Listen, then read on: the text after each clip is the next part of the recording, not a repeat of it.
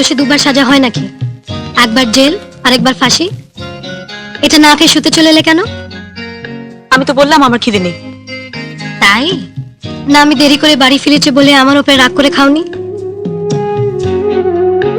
তার জন্য তো আমি সরি বলেছি। ঠাম্মা মিথ্যে কথা বলে। কি মিথ্যে কথা বলে ঠাম্মা?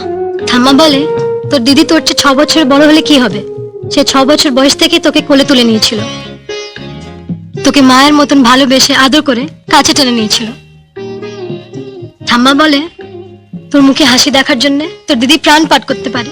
মিথ্যে কথা বলে।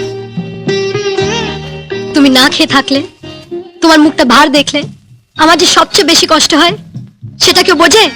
বোঝে না, তুমিও বোঝো না। তাই আমার শাস্তি দেওয়ার জন্য তুমি না খেয়ে আছো। ঠিক আছে, ঠিক আছে, আমিও খাবো না। না খেয়ে থাকলে আমারও কোনো কষ্ট হবে না। মিলি, মিলি দাঁড়াও, শোনো।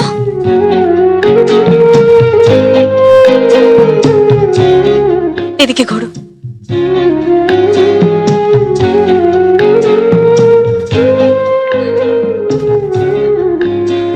দাও, খাইয়ে দাও।